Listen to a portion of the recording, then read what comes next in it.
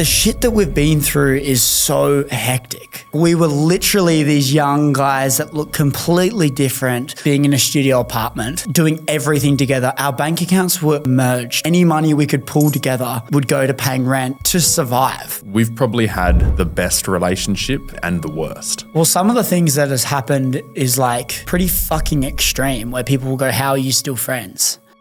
Oh, it's almost emotional, really. This is Sam Hope. He is the director of the Forbes Club, a master networker, and Chris's best friend. What broadened your perspective at a young age when you first started? I was brought up in an incredibly morally strong household, but both of them aren't super duper wealthy. I needed to surround myself around people who had what I wanted. You're incredible at networking. I went to live events. You can go to an event and you can show up and you can be in the room, or you can actually make something happen from it. I would wait around to the end. The speaker or the host would basally just shut me down and tell me to piss off pretty much. But if you do it 10 times, you're probably going to secure 6 of them. You know, there's lots of different hacks. Like I would, when you're, a teenager or early 20s, people want to help you. You've got an unbelievable advantage, and we've spoken about this, but all you need to do is you need to... Hello guys, Chris here, and welcome to episode 42 of the Pocket Podcast. Today we have a extremely special guest, my best friend, Sam Hope. He was actually on the show on episode 4, but we had to bring him back. We recorded that episode last year. We've grown as people in parallel, doing awesome, amazing things. And Sam opened up, we shared things that that happened in us in our journey. We've done a lot of things together. In fact, most things together. And it was pretty special to have this conversation all the way a few years down the line. So it was super special. I hit him with a bomb reflecting on a video that was actually quite, it hits us in a certain way when we watch it. And I played it straight away, which left Sam a little bit emotional, but it was, really cool to reflect on some stuff, share some lessons that we've been learning, and overall awesome conversation. I absolutely loved it. We literally just finished recording and the froth levels are through the roof. So I'm going to stop talking on this intro. Let's dive straight into the conversation with Sam Hope. How did we end up here, my friend? Crazy, crazy. I was trying to think of the best way to sum up our friendship. And there's this one video that I want to play to start the podcast that I think sums it up to a T, and it's just phenomenal. Go on.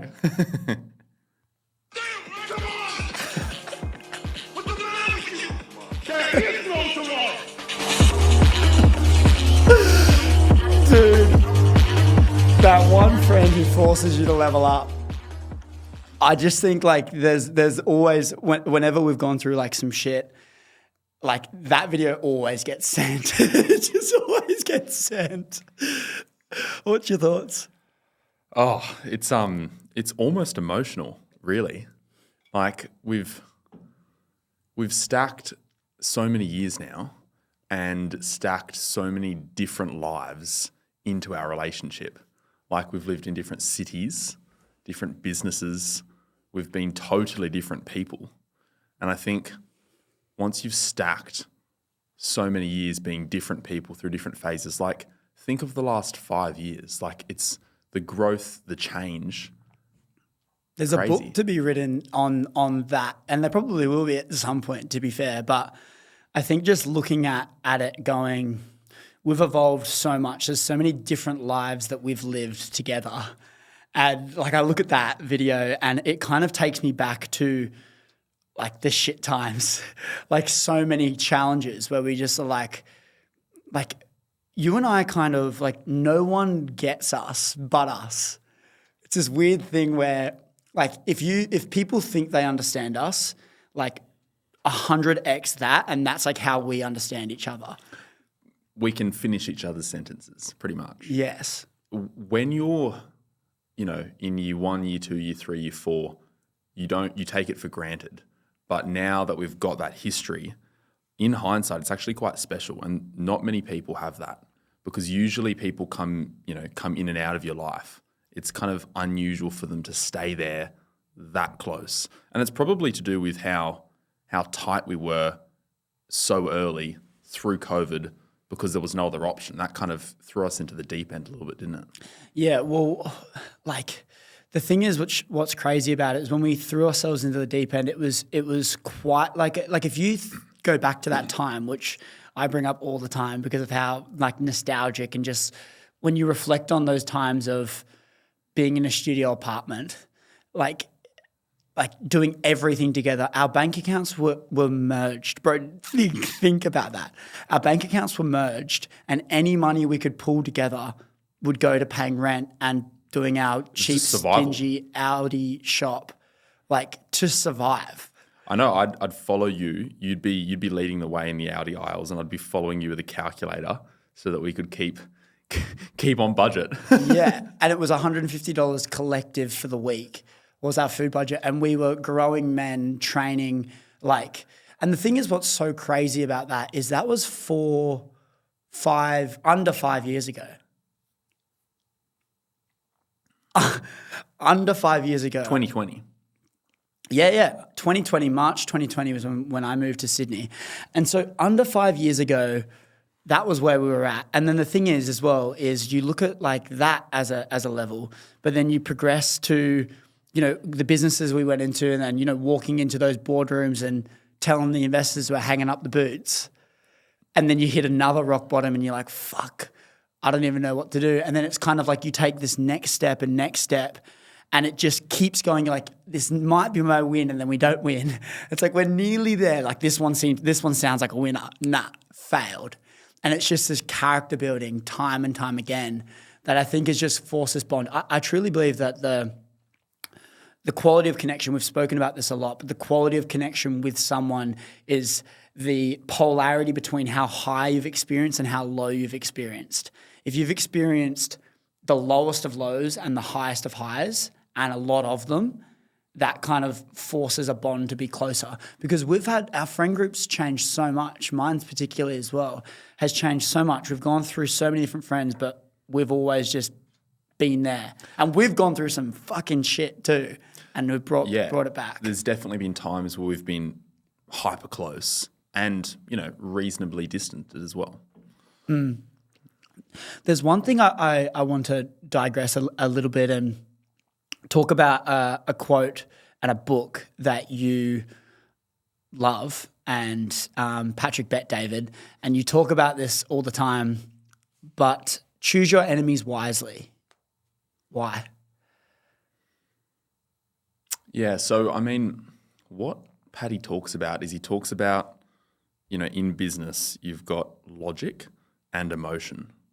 And the kind of premise of the book is logic alone and, you know, justifying your goals and your mission logically isn't going to be the thing that gets you out of bed in the morning. And, you know, the other thing as well is in business, when you get to a certain point from a financial standpoint and you have certain financial achievements, you know, financial growth doesn't become needle moving anymore. Doesn't change your life. You need something more. And yeah, it's an interesting one. It's a very good read. So that's an interesting concept, how you say financially, right? If the goal is financial success, once you get past a certain point, the money that you make doesn't change your life. And so you need something else to drive you. It goes back to this time when and I remember telling you about this, I was in the sauna at St. Haven and I was speaking to a guy called Johnson. And he was sitting there and he goes to St. Haven for like 3 hours every single day during the day. And he's just there and he uses all the stuff. He goes in the hyperbaric and all of these things. And he's got a massive property development company. And I was like, mate, like it's so interesting seeing you in here every day. Like you spend so much time here. And he goes, yeah, look, mate, like you get to a point in life where you drive the same cars as the billionaires, you live in the same street as the billionaires, your kids go to the same school as the billionaires, your life is exactly the same as the billionaires, but you don't have the stress of the billionaire and all the things that comes with that. And it was this interesting thing where he found this new purpose in having family and you know, health and prioritizing all of those things, realizing that he's not in America. We don't have private jets and stuff as much. So I can live the same life but not have that extreme risk. A big thing for you is you're on that mission for the big numbers, the Bs, and that's the game that you're playing. Where do you think that drive is coming from? Yeah, there's definitely a fulfillment and love of the sport. I look at business like a sport, right? So if you play AFL, there's a league you play in. You know, the competition is measured by a ladder, and each game is measured by points. And business, I look at very, very, very, very similar. Except the beauty of it is you can play in the AFL of business when you're 12, if you wanted to, right? Or when you're 15 or when you're 18 or 22. We were playing in the AFL of business when we were 17. Do you know what I mean? And that's the beauty of it. It's non-discriminatory. I think there's a love for, finding a genuine problem in a marketplace and building a solution that solves that problem. The person you become actually going through that is an incredible person, because it's not easy, and most hard things make you a better human being. And then I think the next piece is fulfillment. It's like all of the, centimillionaires and billionaires that I hang out with, all the ones I talk to, an example, Jack Cowan. Jack, who he basically brought Hungry Jack's to Australia. So he did the deal with Burger King, brought Hungry Jack's to Australia. He basically brought Domino's and KFC to Australia as well. Massive. He owns 4,000 restaurants across the country. He's worth $3.5 billion US. That guy, he gets up and he's in the office suited up 9 a.m. every single morning, in the middle of Sydney CBD. You don't do that because you're motivated by money. There's something else there. It's a fulfillment piece. It's a love for the sport. He told me that the reason he gets up every day and does what he does is because he loves to win and achieve. And winning and achieving, as long as he's doing that, it keeps him going, keeps him rolling. It's his passion, right? And he's figured that out. And so the sport of business is a good one. It's a fun one. It's a difficult one. The reason why I am shooting for the moon, because that's the, you start business and you go, I want some freedom, I want some money, I want, life on my own terms and all the rest of it. You get to a point in business when you actually, fall over a few times and you go, do I want to be a decamillion guy, a centimillion guy, or a billion guy? Like, you get that choice. And you start hanging around those sort of people and you know that, hang on, if I want to make $1 billion, that's a different life than making $50 million. If you kind of keep going with how you're going and you stay in business, you do a few businesses and you just don't give up, and you make the right choices, you stay healthy, you understand how compound interest works, and then you match that with inflation and you're in your 20s, you're probably going to hit decamillions. Like, it's pretty likely, and you're going to live a pretty good life if you just keep doing what you're doing. But if you want to be $1 billion guy or girl, there's things that you've got to put in place. Like, you've got to set up 30-year, 40-year business plans, and you've got to be ready to go for it. For me, I love business, and business is the most effective wealth vehicle or equity vehicle. And that, coupled with my age and how early I've gotten into the game, for me, business is I'm talented at the sport and I also work really hard at it and love it. And so it works. If an example would be, the best soccer players in the world are the most talented and the ones that have worked the hardest. Ronaldo, he would have been an incredibly talented soccer player. I don't know soccer, but I'm sure he would have been incredibly talented from the get-go. And almost what it is it's like, try and become the best at something that you're already naturally good at, because you don't want to be fighting against the people that are naturally good and also work as hard as you. And so for me, that sport is business. And there's an opportunity that not many people get to have when they're good at something, when they're in the right networks, and they're so young, so they've got such a long time horizon. I can plan for decades. Not everybody can do that. There's an opportunity to leave a massive legacy. I want, the Hope name to be known in the business world. I want to create an incredible life, not just for my children, but for my grandchildren. And I want a legacy. I want the Hope name to be able to transcend generations past me. And that, to be to be the guy who starts the legacy is something that not many people have the opportunity to do, and it's not easy to do. And so that's kind of why that's kind of where my tenacity comes from, I would say. It's your sport. Hard work beats talent when talent doesn't work hard, but when talent works hard, everyone's fucked. When did we come up with that one?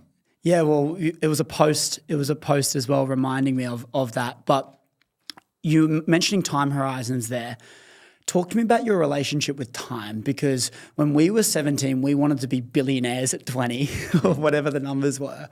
And we had this delusion in us that we were going to be super successful. Everything was easy. We were actually like getting into business, getting investors on board, and we were questioning, like, how do people struggle at this thing? Like, this thing's actually like so easy. And then you get slammed in your face again, and then get reminded of that, and then you get slammed in your face again, and then you think the next one's going to work, and then that one fails again, and next minute you're in debt and you just don't know what the fuck to do, or you get dropped, or someone doesn't believe in you. Talk to me about your relationship with time, because I'm seeing you talk about, you know, expanding the time horizon and playing a longer game. How has that changed for you, and how do you think about business in terms of timeframes? I've been training for Hyrox and I'm competing in the competition next month, but what I realized with the increase in training load, I need to be eating a lot more throughout my day, but there's only so many hours in a day. I needed to find an alternative that was quick, convenient, extremely nutritious, so I didn't have to sacrifice quality whilst keeping some time to actually work on all the other things like my podcast. And the most recommended company that I got out of all of them was Papa Macros. These guys have been an absolute game changer for me, arriving at my door every single Monday morning. But let's open up this box and I'll show you what we have inside. So when I was looking for meals, what I found was so many of them had so much crap in them. I didn't want any of the nasty stuff. I just wanted all of the basics, the whole foods that I was already eating, but just that extra quick meal that I can have in before my training, after my training. When it gets too late and I don't want to eat dinner too late, I can pop one of these out and eat in a nutritious way. But let's see what we got inside of here. We have barbecue chicken, chimichurri steak, we have rump steak and veg and rice, barramundi and veg, all the clean stuff, nothing that I don't want, everything that I do want. I'm so stoked with these meals. If you guys want to try out Papa Macros, you can go to the link in the description or the show notes below and use code Chris Griffin and you'll get a cheeky discount on every single order that you make. Try Papa Macros, you won't regret it. Let's get right back to the show. Having an extended horizon mindset has been something that's I've kind of spent a lot more time thinking about as of late. And you're right. When you do figure out how hard this is, you do kind of go, okay, how am I going to adjust things to make this work? And we're young, we've got time. When you extend the horizon, it also gives you it takes the pressure off, and you kind of go, it's okay. It's okay to make mistakes and learn from them once. Do you know what I mean? I kind of look at splitting life up. And now look, you can't create 50-year plans. It doesn't work. Things change. So I think like having a long-term plan is great, but it's got to be flexible. You can't be rigid with it. The way I kind of look at my life at the moment is I've got 3 20-year blocks. The first 20-year block, and I'm starting this at 15 because I kind of, around 15, 16, I was probably 80% independent, and 17, I was 100% independent, right? So 15 to 35, 35 to 55, 55 to 75. And as soon as you start looking at it like that, it's just like, oh my God, like got time. This is amazing, right? And we're so lucky to have that.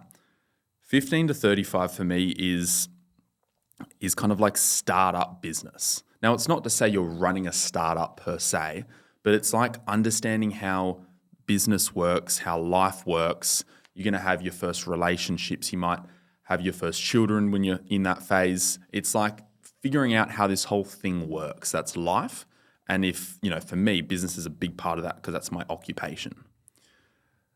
You'll make a bit of money, $10 million, $50 million, $100 million.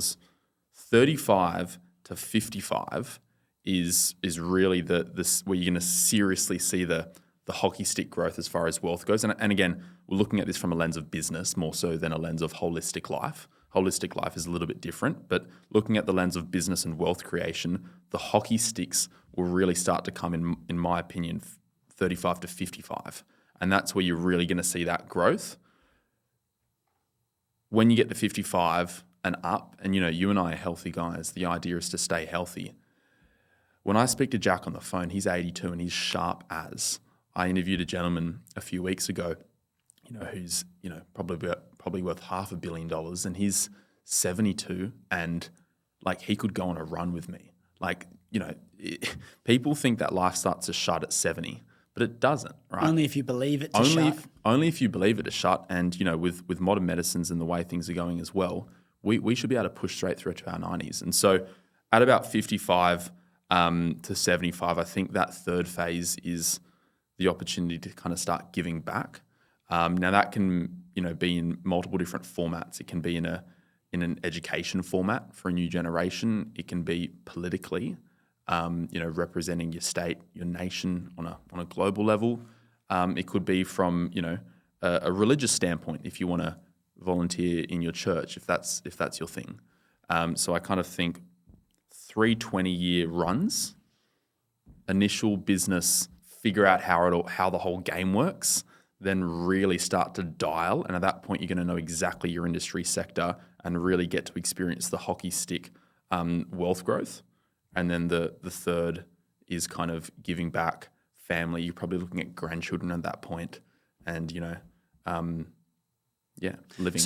So with that though, you've got the three things. So I see the first phase is kind of startup mentality in business. You've got this mentality of like startup. I'm here. I'm a sponge. I'm here to learn. I'm here to adapt. I'm here to grow. Onboard different opinions, understand business and the game. And then you go to the next level, which is kind of where that bell curve really starts to skyrocket. And then the third phase is giving back. You've mentioned here in this third phase, family giving back, which isn't really associated with business. We're kind of like having a little bit of an overlap with the business arena and personal arena as well. Can we talk about these phases, or we're talking business here, but what about we talk about family as well and personal life? Because where I'm trying to tie this into is I look at these age phases and they're great from a business standpoint, understanding them. But I look at it, and especially just applying from my life, I go, the things that actually matter to me truly are connection and the people around me and that ability to make an impact and give. And so where does family and connection and all the things outside of business, the life aspect, where does that play a role in your life? And do you have time frames set out for that too, or is it more like intuitive, or how does that work? That part of the life is, I think, far less logical and far less structured, because it just can't be. Yeah. Right? I mean, you could, meet the love of your life and tomorrow they get hit by a car. You could divorce. You never get married with the expectation to get divorced, right? You just don't know what's going on. So I'm far less structured in that sense. I'm far less structured. Yeah. And so I want to talk about these challenges that we have in business. I have a thought recently as I was kind of doing preparation for this podcast to look at old videos and dive deep into different parts of our story. And I say our story because we've done so much stuff together, but I was looking back at some of the times and even more recent times as well, and picking apart some of the challenges. And I had this thought around, does business become more enjoyable when we start to get wins on the board? I had this thought of, is business less enjoyable when you don't have something to fall back on, when it's like everything you've got? And so I look at kind of our lives and the businesses we're going all in on, and if it doesn't work, we've got to find something else. We're not falling back on a plan B. We're kind of are going all in. Do you think that when we proceed in business, we get some wins on the board, we've got a massive cash reserve and we've got capital behind us and ability to kind of risk things but not risk our whole financial status, do you think it's going to get more enjoyable? Yeah, I think I've thought a lot about this, and because a lot of my time is spent with kind of more senior businessmen and business women, and you're going to get, it's great because you get to kind of have a bit of an insight into what it's going to be like or what it could be like. One really interesting thing straight away is most people who exit a company for 9 figures go and start a new company, which is fascinating. And most serial entrepreneur people are almost damaged in a way. It's almost not a love for the sport at that point. It's almost like addiction to the sport. It's an addiction. It's an obsession. It's kind of like you've got heroin addicts. You've got elite sports like marathon runners, triathletes, like crazy guys who just do the unbelievable, like the Goggins. Goggins is troubled. Yeah. He is. You've got to be a bit fucked up in the head, but I think most people are that are great. Yeah. Now, my thought on the business front is, after you've got runs on the board, business changes, and I think when you're getting into business, I have a spectrum of red light tasks to green light tasks, and the way I actually measure, because entrepreneur, the word is overused, right? And there's genuine entrepreneurs, there's wantrepreneurs, there's people that are just entrepreneurial. But the way I measure an entrepreneur is their ability to complete red light tasks, because anyone can do green light tasks. And a green light task is anything that you're naturally good at or that you like doing. And a red light task is something that you're either not naturally good at, you don't like doing, but it's got to be done. And genuine entrepreneurs get the red light tasks done when they need to. However, what I've found with business people after they've got that initial run on the board, the initial exit, and they're doing another business, they structure the business in a format which involves partners and a team that can support them to the point where they're only doing their green light tasks. And usually at that point, that's the best and highest use of their time as well. Tony Robbins, he's on stage. His green light task is the delivery. Nothing around that entire business model is he touching at all. They would all be red light tasks for him. He'd probably do them to a poorer standard than anyone else as well, because the people that you get in to fulfill those tasks, that's their green light task. And that's the exciting bit for business people who are in the early stages, who are just doing 80% red. It's so hard, but if you push through that, it's earning your stripes, and there will become a point where you graduate to the next level of business, right? It's like graduating university almost. Yeah, being able to just do the green light task is ultimately the goal, because and it won't be just, it's the majority. Yeah. Because still there's times, if you're in business, there's things that you cannot be prepared for. There's employees that leave you the day before you need them. Like it's majority. It goes from 80-20 red to 80-20 green. Yeah. And I think that's where I look at it and I go, when you haven't got a win on the board yet, you're in business trying to survive. It's less of a sport. It's more of a need to break through. It's more of a need to play in the AFL or in the major league. But then once you get there, you're playing the sport. And it's kind of this thing where I'm looking at it now, even just with a lot of the success and having more money coming in with the show now, is going, I can now outsource things that I typically hate doing. And it's freed up more time for me to think and actually work on the things that are going to move the needle, the things that I specialize in, which in turn helps compound the business more. And so I kind of look at it and go, yes, the challenges get harder because you try and climb bigger mountains. However, I believe the journey will get more enjoyable. The reason I want to unpack this is because, like, the shit that we've been through is so hectic. Even just the last 12 months, like the stuff that you've been through in the last 12 months, so crazy. And, there's videos that you've posted sitting in a car, raw, real talks of like saying, it's not what it all looks like, guys. Like it's fucking hectic. And you've said it, and you can see the struggle in your eyes looking at it. And so the reason this is so powerful, I think, to unpack, like, does it get easier, is because, again, coming back to that guy, Johnson, in the sauna, is if the game is something that you love playing, but at what cost? Is it sacrificing some sort of peace of mind and some sort of enjoyment of life? Then is it worth playing? And I'm thinking when I zoom out on a wider time horizon, I'm starting to believe that it truly does get more enjoyable the more you make it out of that dark place. Yeah, it's almost like what you've said is fascinating, and it's almost like, right, Navy SEALs in the US, they go through BUDS, which I think is something underwater demolition training, BUDS, right? Basic underwater demolition training. And many Navy SEALs say that was the hardest physical endeavor they had to ever complete. Yeah. And they get deployed to war, right? Multiple deployments. But that was the hardest, not for all, but for some, right? And it's almost like you've got to go through your BUDS, and your BUDS is like your first 4, 5, 6 years of business, or your first business as a whole. And then when you get through that, you graduate to being the person fulfilling the career that you wanted to fulfill, but in business, almost like that. It's almost like you've got to go through the training grounds.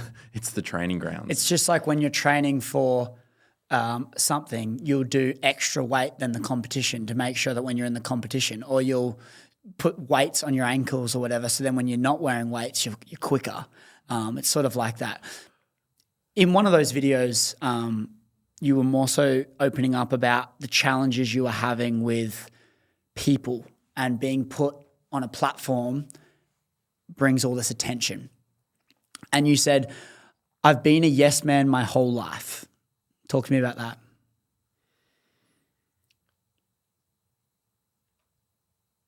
I've always understood that the more opportunities I have, the higher the likelihood I'm going to come across a winner opportunity. And I've always been quite opportunity rich. And the only way you create opportunities is by saying yes to people.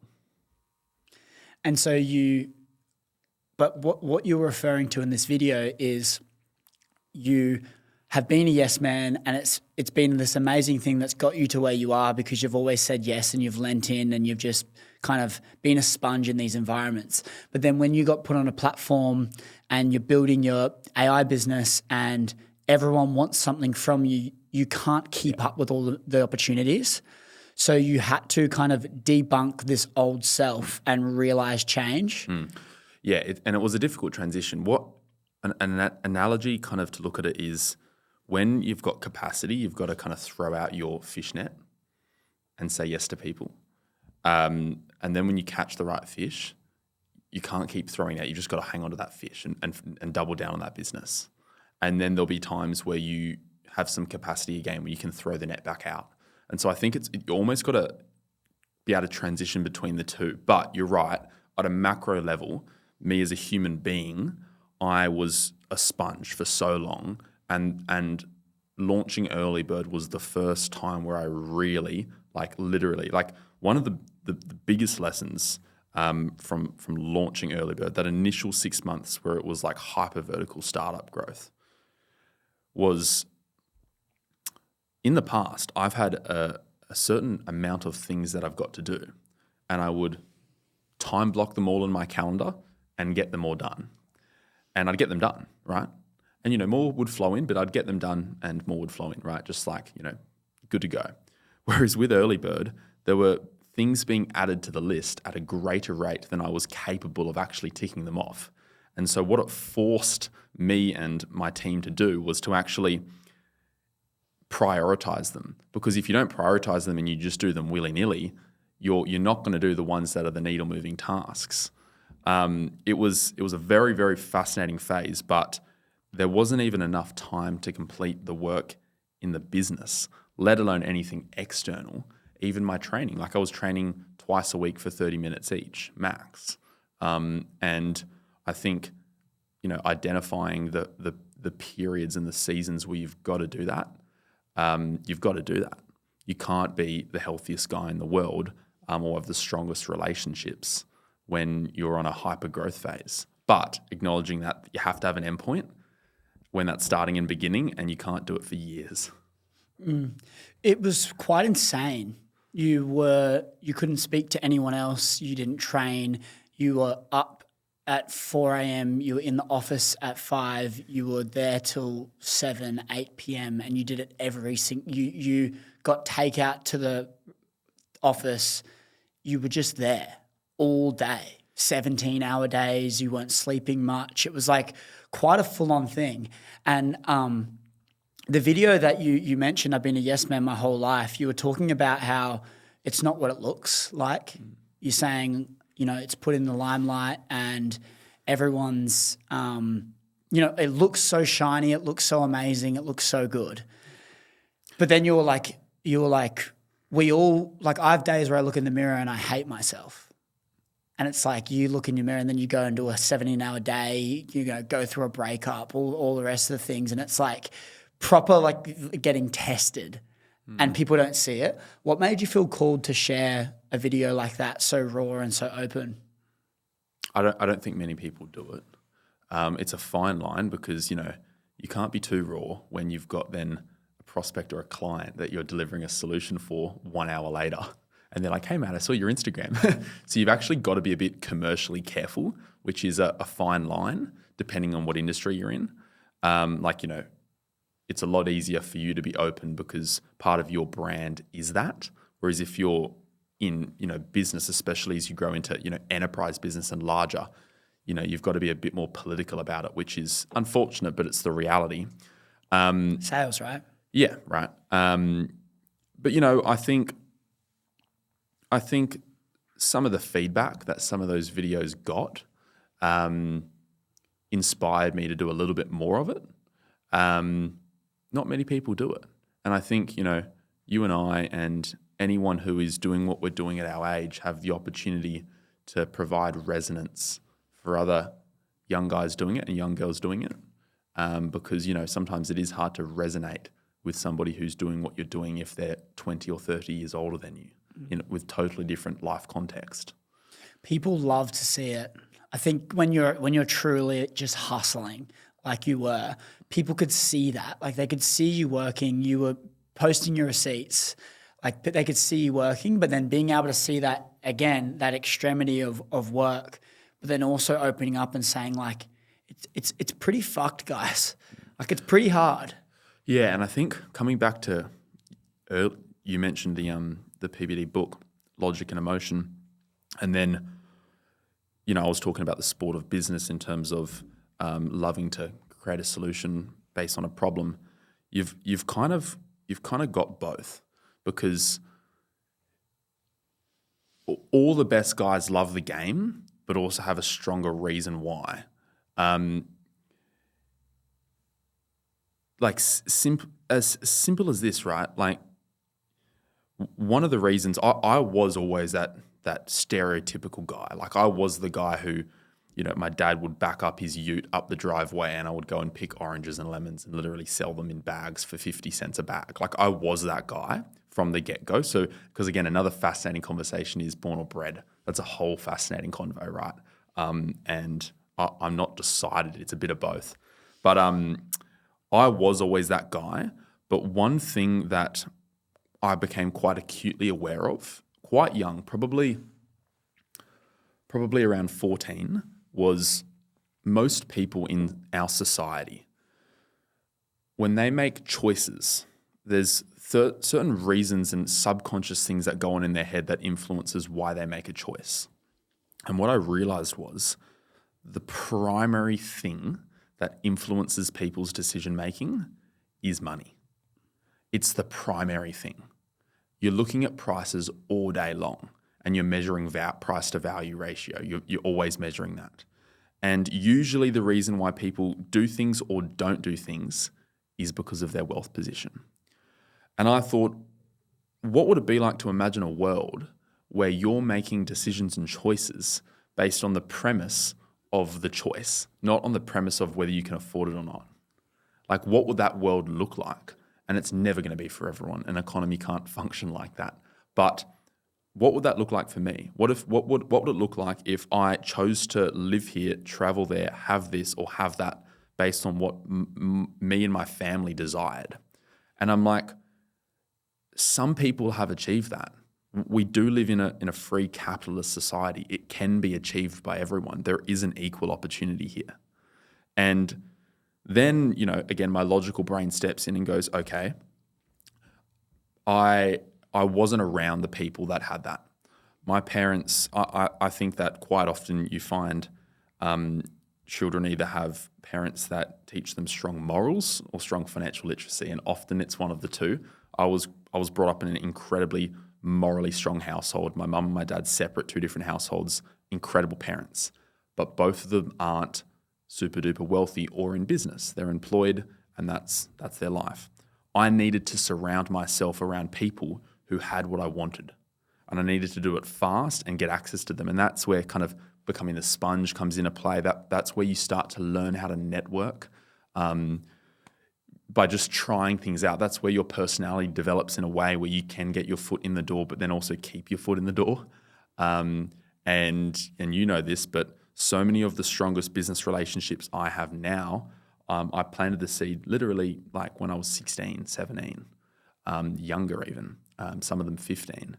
And it's cool to see those sprouts, those seeds start to sprout. But the point is, I needed proximity to the people that had what I wanted to have. And then I acquired that proximity and I figured out how they did it. And that's the journey of business. And the way people build wealth is so simple. They build a business. Business is the most effective equity and wealth vehicle. And then they transition the earnings from that vehicle, which is a higher risk vehicle, into a lower risk vehicle, optimizing for compound growth, which a lot of the time is real estate. Some people who are experts at the stock game do the stock game, but for most people, especially in a country like Australia, you cannot go wrong in real estate, resi and commercial. And so it's a blueprint that so many people have followed, and it's not about whether you can do it. It's not about whether you know how to do it. It's about whether you can do it. Because if you just don't stop, and the thing is as well, like it could take some people 5 years or 15 years, but who cares? You just need to get there. As long as you got to love the game and just play the game longer. Yeah. Let's go back to those first moments then, because where people go wrong is they're never exposed to the life that they want. Because if they're developed and they're influenced by their parents, and that's the only life they know, a lot of the time they don't have this drive to go and achieve extraordinary things because they haven't been exposed to someone doing extraordinary things to the point where they go, I want that. Where was that exposure for you? What broadened your perspective at a young age when you first started? I need to tell you about this thing that is on my wrist called a Whoop. It is the ultimate health and fitness tracker. It has been a game changer when it comes to achieving my health and fitness goals. I'm not going to bombard you with all the amazing things that the Whoop has, but what I do want to tell you about is the sleep coach. As we all know, it is so important to get a good night's sleep, and Whoop tracks my sleep and gives me a score based on how well I performed, and it also gives me metrics such as how much deep and REM sleep I got, how many times I woke up throughout the night, and all of these metrics contribute to how well recovered I am so I can then attack the next day's activities. I love this thing. The only time it ever leaves my wrist is when I'm changing the color, because even the charging cable is wireless. I just slip it straight back on and I get on with my day. If you guys want to try out Whoop and you want to take your health and fitness to the next level, you can go to the link in the show notes or the description below, or go to join.whoop.com/Chris and you'll get 1 month completely free, and they'll send you a band completely free. Once again, let's go to join.whoop.com/Chris or hit the link in the show notes or the description below to go to my page. That's going to give you 1 month and a band completely free. And if you do not love it, just send it back, get on with your days. At least you tried. Take your health and fitness to the next level and try Whoop today. Fortunately, we live in a digital age now, which is amazing. You can have digital mentors, which is phenomenal. If you look at history, there's never been an easier time to, elevate your social class and build wealth. There's never been an easier time in history, right? So first of all, the digital space, we're so lucky to have that. I went to live events a lot and exposed myself through events, and you know what it's like. We did. We both did this strategy, and you did this many times as well. It's like, You can go to an event and you can show up and you can be in the room, or you can make something happen from it. You can wait around to the end. You can meet the people. And there were events. I can viscerally remember events where I would wait around to the end, and the speaker or the host would basically just shut me down and tell me to piss off, pretty much. But if you do it 10 times, you're probably going to secure 6 of them, right? Numbers game. And so events was always a big one. Books was a big one. An advantage you have when you're younger. Look, I think what's spoken about less is the guy or girl who's 30 or 35 or, anywhere from kind of 28, 35 plus, who, has been in a career for X amount of time and then is transitioning. That's a hard game. When you're a teenager or early 20s, people want to help you. You've got an unbelievable advantage, and we've spoken about this, but all you need to do is you need to achieve enough success so that you still get attention as you start to become older and you start to kind of progress out of that youthful bracket where people want to help you just because you're young. Because there's an opportunity there's a massive opportunity to be kind of hyper beyond your years when you're young, because the benchmark's quite low, especially if you're independent. Events, books, online, YouTube, and then it's kind of a game of it's like a ladder game or a staircase game. You kind of start leveling yourself up, and I'm still leveling myself up, and you get into larger rooms, and you get better at the networking game, and you get better at, this is a skill set, is how does the line go? Slipped my mind, but it'll come back to me. But basically, being able to be in a room that you're not ready to be in yet, but to be able to hold yourself whilst you're in that room.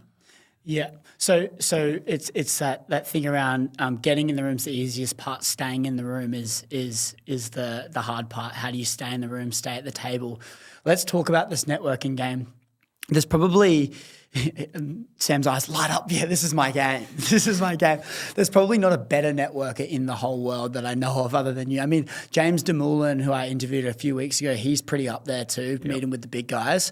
But I would argue if you're in America, you'd be doing the same thing. You're incredible at networking, like the best. And you said something which you truly believe in, and it's just crazy to me how logical and how extreme this is. But you said use your phone like a CRM. Why? Look, there's not like, CRM is customer relationship management software. So like how you track all of your customers and your relationships in most businesses. But yeah, there's not like a concise sentence that sums this whole topic up, but there's lots of little things that you can do, and it's kind of like sales. They're very similar. Like, you've got to just be a human being for starters. But, there's lots of different hacks. Like I have different kind of network tiers, also different like mentorship tiers.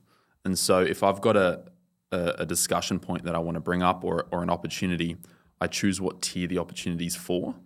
If I've got something that I don't want to bring to a certain high-level dude yet, I'll bring it to tier 1 first, then tier 2, then tier 3, because, I can call you up at any point in time and talk to you about anything. I can't call up Harry Triggerboff and talk about anything with him. You just can't, right? So you got to pick, you got to choose.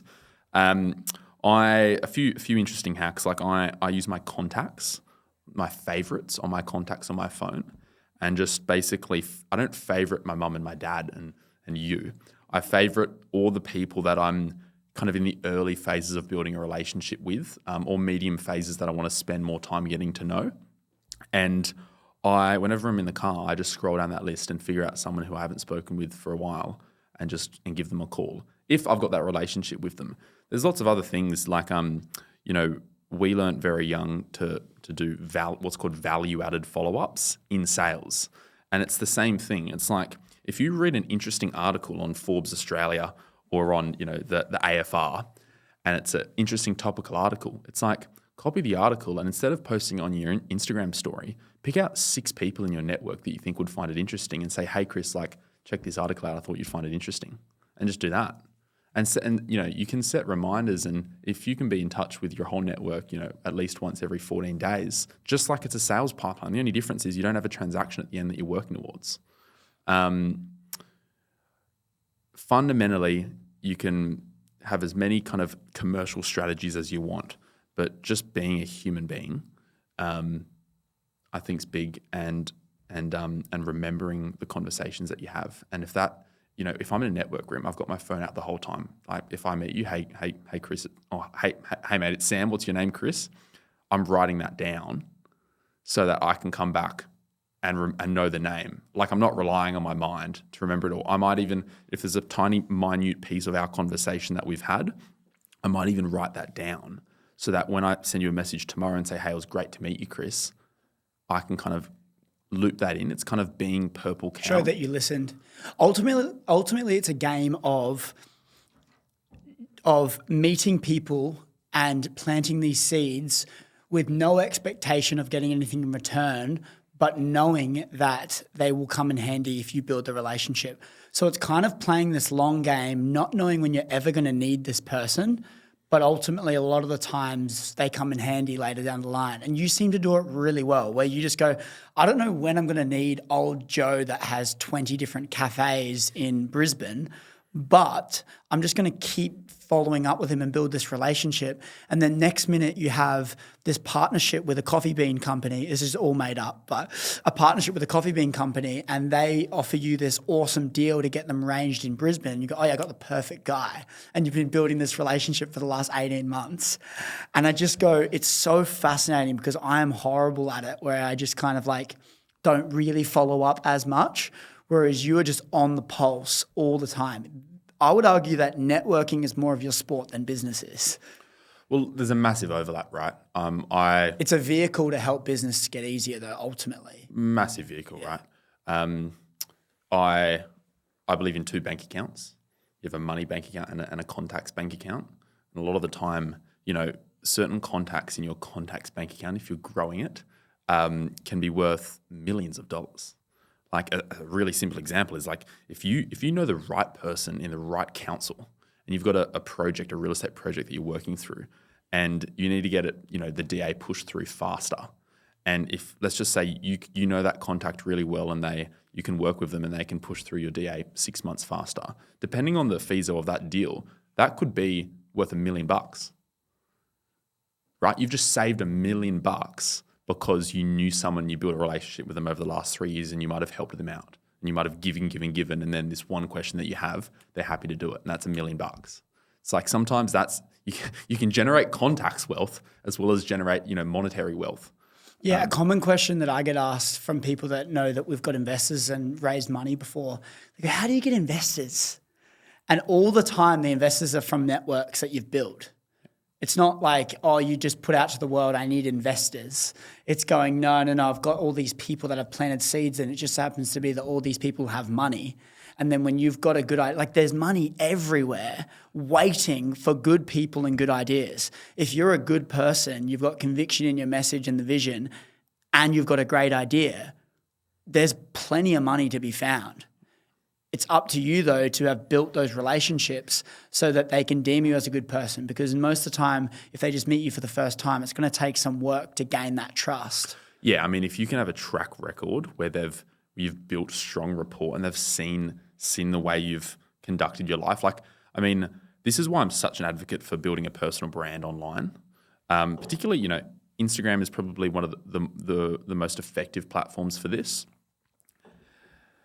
Anyone I do business with, anyone I work with, I always recommend that they do something on their brand online, because what it means is if you're connected with someone, they're seeing the way you're running your life. And it depends the way you run your brand, but if you're getting up at 4 a.m. in the morning, some people would be like, oh, why do you have to tell everyone that you're getting up at 4 a.m. in the morning? It's like, I don't need everyone to know that I'm getting up at 4 a.m. in the morning because I think I'm better than other people because I'm getting up early. It's not about that. But I've had feedback from people who I've done business with, and they're like, man, I know you're a gun. mate, you get up at 4 a.m. every morning, right? And I'm like, if I you haven't told them that. I haven't told them that. You know, you have people that, and I mean, your brand is on a whole nother level. It's your business and it's humongous, right? But, you know, you've got people that you don't need to have small talk when you catch up with someone because they already know the high level highlights of your life. They know that you've just got back to the Gold Coast from Melbourne. They know you've went to, to the US and you were, with Jesse at Flourish at the running event in Phoenix or wherever it was. In Georgia. They know that sort of stuff and there's value in that because they see the way you run your life. I mean, there's a gentleman at the moment who's a very, very close friend of mine and for most businesses, you find an idea or come up with an idea and then you try and find a partner to do that business with, depending on what you need in terms of people. This gentleman, we've been building a really strong relationship over the last probably 2 years.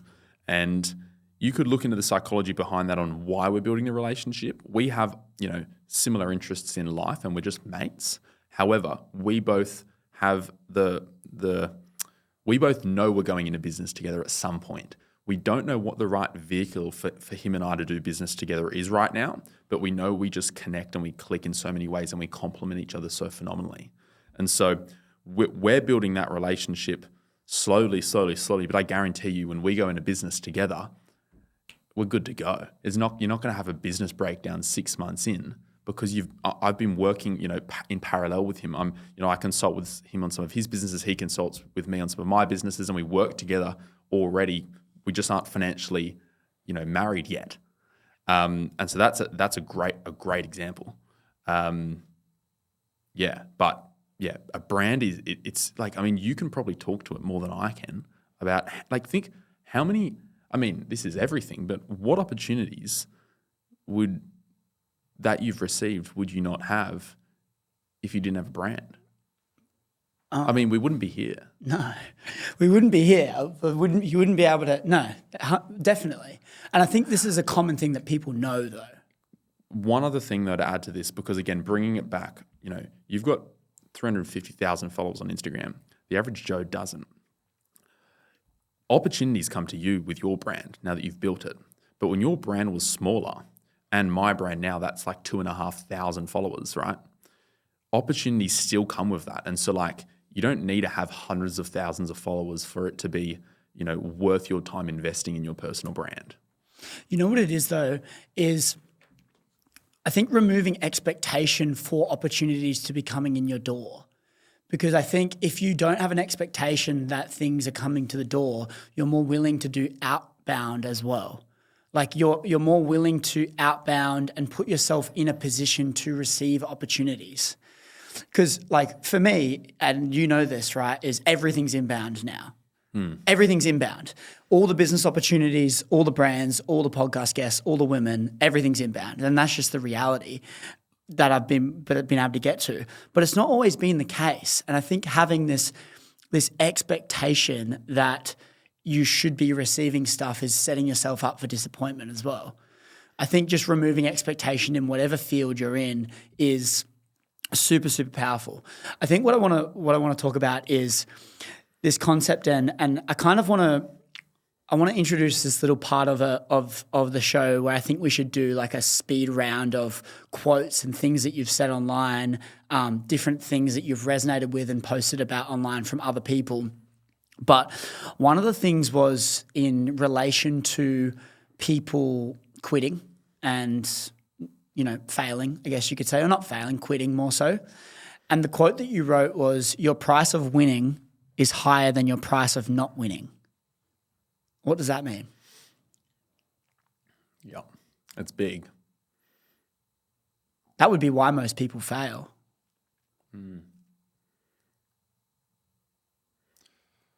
Your price of winning, read it again. Your price of winning is higher than your price of not winning. Yeah, it's true. Yeah, there's not too much that needs to be said on that. But the thing is about it is if your price of winning, the cost of winning in your mind is bigger than the cost of quitting or not winning, is okay, well, you're not going to do the thing. Stephen Bartlett talks about his discipline equation, right? It's do you enjoy the psychological pursuit of doing that thing? And do you care about it enough? And if those are high enough, no matter the pain, no matter the obstacles, no matter the hurdles you have to climb over, you'll keep going. Yep. But I think if that underlying thing of no pain, like high pain, high friction, uncertainty, not clear, and then you don't actually care about the thing, of course you're going to quit. Your price of winning is higher than your price of not winning. Yeah. I mean, again, looking at this logically and business-wise and money-wise, all it is it's like if you've got wealthy and middle class, or if you want to be wealthy, right? What's the pain of not being wealthy? And if you can viscerally understand that pain and compare that against the pain of whatever you're in, depending on your micro hurdle, it is just an equation. Mm. Do you think most people are just playing victim? I think it's hard, look, when you're going through a really hard patch in business or life to be able to sometimes pull your head out of water and think ahead. Like if you're going through a really hard time, it's probably hard to think about, the feeling of being, 30 more years down the journey and having not achieved anything that you wanted to achieve. I mean, like the fear, and you and I have spoken about this a lot, but the biggest fear is getting to the end of the year and being behind where you were at the beginning of the year, not progressing. Like, I mean, imagine like with all of your goals, imagine if in 30 years you hadn't achieved any of them. Like, life would be so terrible. Like, it'd be unlivable. And when you're at that point and you can try and stay connected with that as much as you can through the micro hard times in business, I think it's a great mindset strategy to get through it. You know what's interesting about this concept too as well is if we tie it back to what we were saying really early on in the conversation around how we say we're a yes man, we say yes to opportunities, but then when you understand when you say yes to something, you've got to say no to others, right? When you're going through the tough times in business or whatever you're doing in life, right, the grass is always greener. And I think when we're in those tough times, this shiny object syndrome thing comes in where we're more inclined to try and take on other opportunities because we're in the shit right now. And I think it's so important to be tied to where you're going and why you're doing the thing in the first place in those low times, because when you're fully honed in, you're aligned with where you're going, you're getting progress there, you're happy with who looks back at you in the mirror. You don't compare, you don't question going other things. Saying no becomes easier. But it's in those tough times where it's uncertain, it's unknown, and it's just shit, where you look at everything else, everything seems better. And we kind of need to take this approach of zooming out a little bit, taking a step away from this black wall that we're looking at right now and go, no, there's a reason we're doing this. This hard time is a cost for where we're trying to go, and where we're going is where we want to be. So let's keep going. Yeah, and the proof for that is when, I've spoken to people who have things that I would love to have and are running businesses with such a wide open marketplace, which I would love to be attacking. And they complain about it. And that's just part of it. I complain about some things that I do, right? Or that I have. And when somebody has something that you would love to have and you actually put them on a pedestal above you based on whatever metrics you're determining that, and they kind of start looking at things that you have and going, that would be cool, straight away you're like, oh my God, this whole concept we're talking about is true.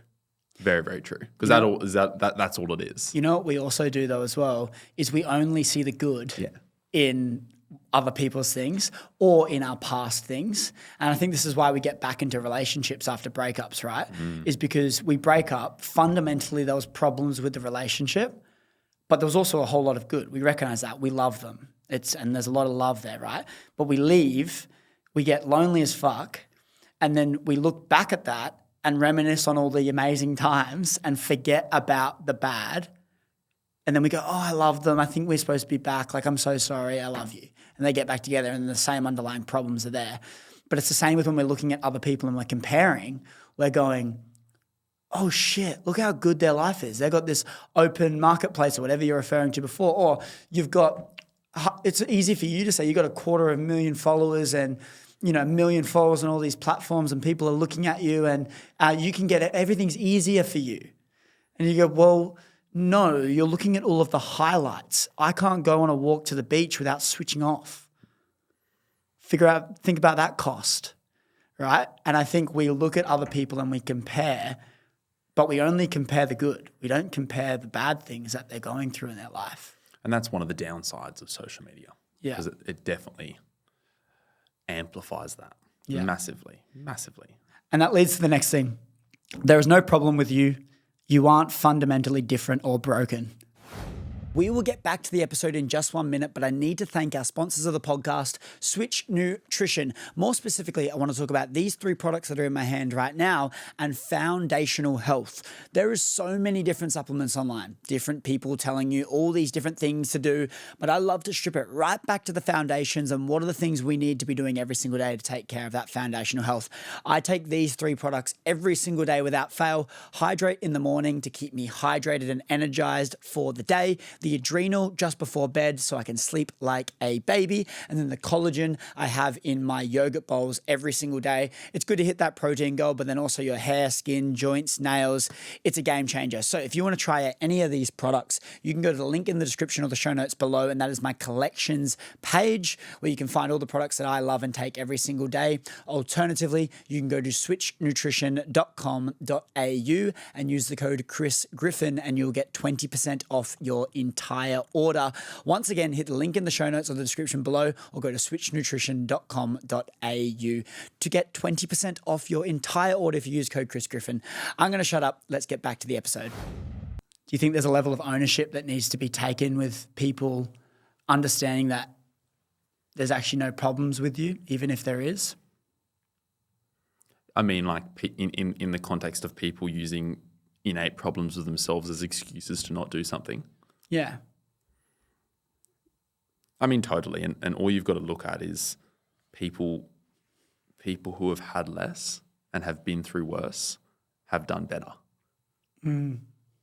People who have had less and have been through worse have done better. Your problems don't mean shit. I think the crazy thing is what we always refer back to is like, hey, at least I'm not on the front line. We go like, we'll look at like some shit that we're going through. We're just like, fuck man, like this is actually so hectic. And then we just go, but honestly, like being at the front line dodging bullets is probably worse. Yeah. With all due respect to those on our front line. Yeah, it's exactly right. But yeah, I mean, I think like for me, I look at the hard times and we've spoken about this a lot. Like for everyone that's still listening, and I'm sure you guys understand, but like we're like best friend. Like we've probably like 10x of a connection than anyone else, just because of how much shit we've been through together and how much the bond that Sam and I have. But like I look at the hard times now, and you can gain this sense of gratitude for them. I think honestly, and CJ Bloomfield said this on my podcast when I asked him if he has any regret. And he said no. And this is a guy who was the head of a bikie gang. He has knuckle busters tatted on his wrist. He went to prison, got sentenced 27 years in solitary confinement, and he like murdered people or whatever it was. Crazy stuff that happened, right? And he now he's out of prison and he's now about to be an A-list celebrity. He's going to be Black Superman in the next thing, and it's crazy, right? Awesome story. And I asked him if he has any regret. And he said, no, I don't. And the conclusion we came to in that conversation was, if you're truly proud of who you see when you look in the mirror, you can't have any regret, because every single thing that you've done, good and bad, has made you who you are today. And if you're proud of that person, who you are today, how can you regret any of it? It's like every single moment that you've been through has made you who you are today. So ultimately, if you have any regret in your life, it's because you aren't truly proud of who you are. And I think when we look at all of the hard times that we've been through in our life, so many of them are shit. So many of them we fucked up. We've made problems in our life. Like it was on us. But we can sit there, live in regret and be upset about it, or we can keep focusing on us leveling up ourselves. And ultimately by doing so, we gain this level of pride in ourselves, which can eliminate all of the regret and all of the shit that we think about and dread on from the past. And I mean, coming back to our relationship too, it's powerful to have someone that you can be totally transparent with, because there's times you can't. And I mean, you know, a life partner is probably someone you can do this with. The only other person. But it's powerful to have a brother who you can actually share most things about in your life with, because it does take the pressure off, and it is a great release, and it's something that I've become more grateful to have. And you think everyone has it, but not everybody does, and not everybody can have it too. You know what it's like. We've been through a very unique few years, or several years, that's built a relationship which we're comfortable to be properly transparent and actually be in each other's corner properly. And it's special. Yeah, and it's not always been that way. I think more so the last 12 months it's been a lot stronger. But I'm just so grateful for that and what we have. Because like if you look at it, our journeys have kind of been like this. It's been like this. And so when you're high, I'm low. When I'm high, you're low. And it's been like this. And every time it's like since we stopped doing everything together. Yes. When that was just the same. That was the same. And it was like, fuck, here we go again, mate. And so sorry to jump in, but I think there was a transition point in that too, because it's going from experiencing the exact same thing together to then actually being able to, you know, be in your mate's corner when they're experiencing something that you're not. Because it's actually really hard to be having a brilliant time when your close mate's not, or vice versa, having a really hard time when it's your also close mate's hard having a brilliant time as well when you're in business together, because when things aren't going well, you can point fingers and what I'm doing on my phone now is I'm pulling up for people to see one of the highlights or one of the memories from one of our first businesses, just so you guys can have context on this. On code, thank you, with no spaces, no caps, and no dots. And dude, no spaces. Okay. Like we were literally these young guys that looked completely different. We were not overweight, but we were certainly like on the chubbier end. But we were just trying. That studio apartment had whiteboards all over the walls. We had a couch that was on the side of the street. Like we were performance optimized. Yeah, and it was pretty hectic. But when I look back, when I fast forward to now, the awesome thing is we get to we just get it. Like when you're going through some shit, like I get it. And we don't need to say anything. We just need to be there and just sit there. And it's a pretty special thing that we have. And I think when you increasingly become more unique in life, the more isolating and the more lack of connection you have. And when I say increasingly become unique, the more you do things for you and not everyone else, the more you're leading your life, your soul-led version of you is going, the more unique you become. And it's harder to relate to people. And I think that's why so many friends have dropped off and we've changed friend groups so many times. But it's so cool and so special that we've been able to grow in parallel and do our own things, be proud of each other for our own things in our own fields, and kind of lead us to this area that we're in now. Yeah. And I think just to point on that, which we've just already said, is it's not always been like that, which is the highlight of this whole piece. Yeah. It's definitely not always been like that. Yeah. Like we've probably had the best relationship that you can have with a mate and the worst. Well, some of the things that has happened is like pretty fucking extreme, where people will go, "How are you still friends?" And the poles are so far apart. And that's what brings the bond closer. As we said at the start. What I want to do is I want to go through a few more things that you posted on your Instagram This was when you started doing you were doing your Matt Purcell 90-day content challenge. You're posting all these things, and you're posting these quotes from other people, and it was like awesome, like G'd up music in the background, quote from another person, and then you would share your thoughts. So we're going to go through a few of these quotes from the person, and then you're elaborating your thoughts on the person. So the first one's from my favorite person. I'm going to try this impersonation one more time. All right. Was that horrible? That was bad. We're going to try again. Matthew McConaughey says, life's not fair. It never was. It isn't now, and it won't ever be. Do not fall into the trap, the entitlement trap of feeling like you're a victim. You are not. And you said, I've slowly learnt that taking complete and utter ownership over all hardship is the only way. True failure is when you submit to a mentality of victimhood. It's true. Fuck. That's hectic. I think just on that, life's not fair. It never was. It isn't now, and it won't ever be. We can tie this into one of your other favourite creators is Jocko, where he just says good with everything. It's not fair. Good.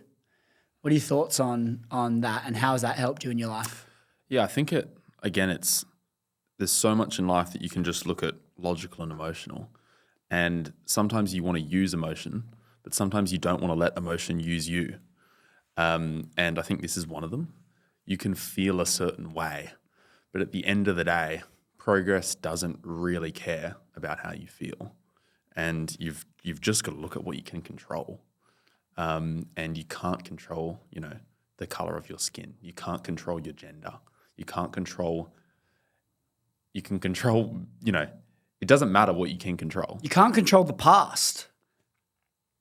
Can't control your family, what country you're in, all those sort of things. And so focusing on what you can control. And again, people that had less and have been through worse have done more. Yeah. I just love that message. I talk about it so much. And I think as well, like it's easy to talk about these things in this setting, but it's a lot harder to be able to understand them and to be able to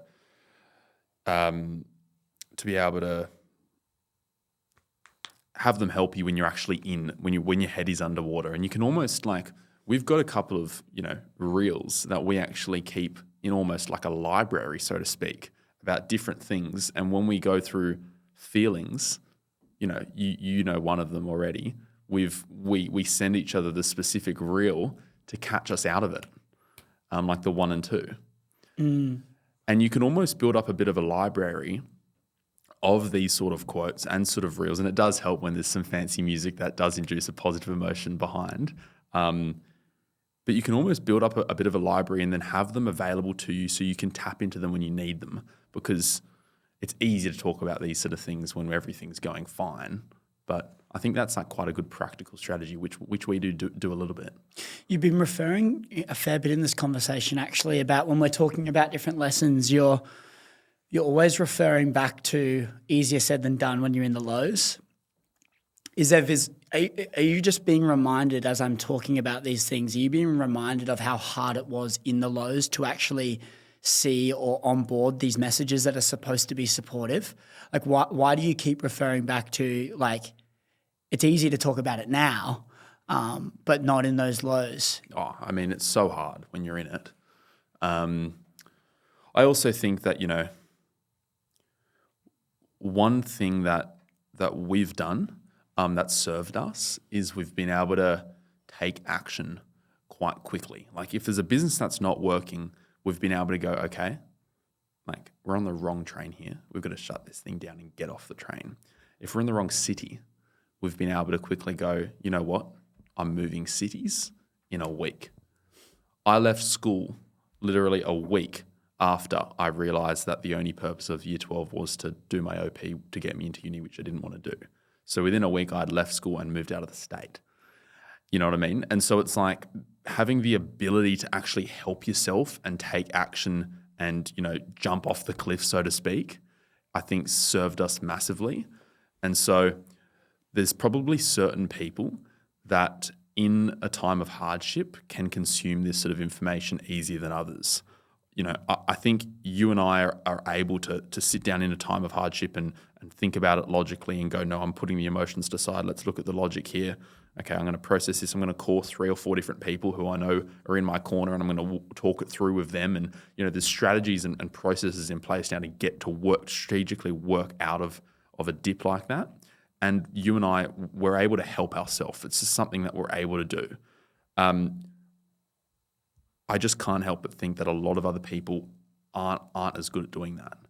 And so it is easier said than done for so many people, especially when they don't have the network around them, the people around them to be able to be that. Yeah. How would you say you're feeling just about life right now?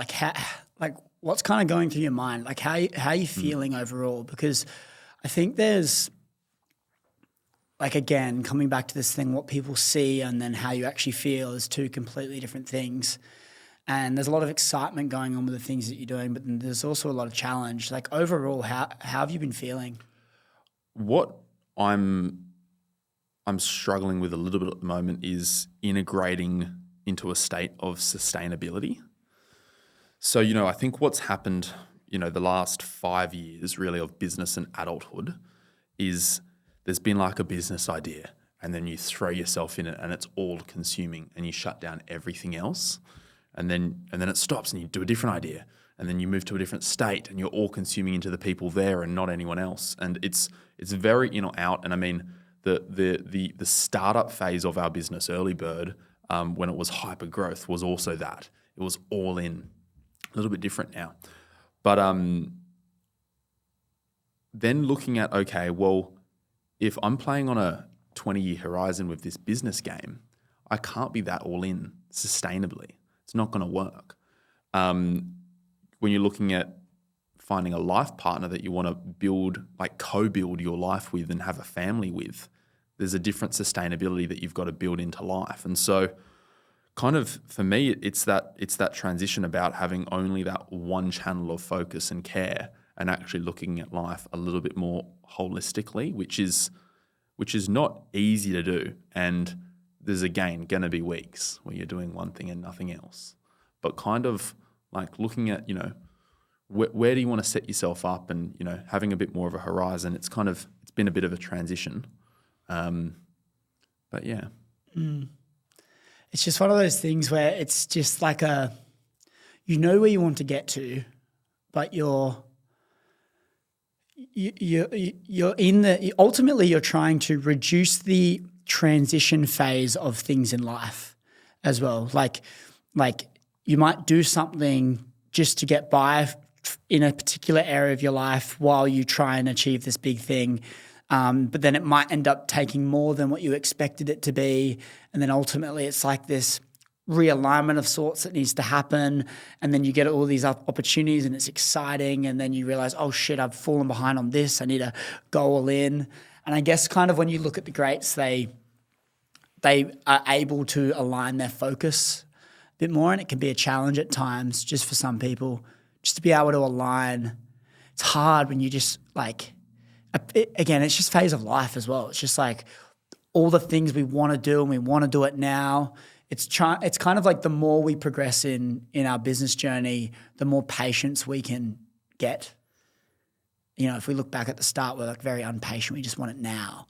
And we still want things now, but we've learned to realize that that's not realistic.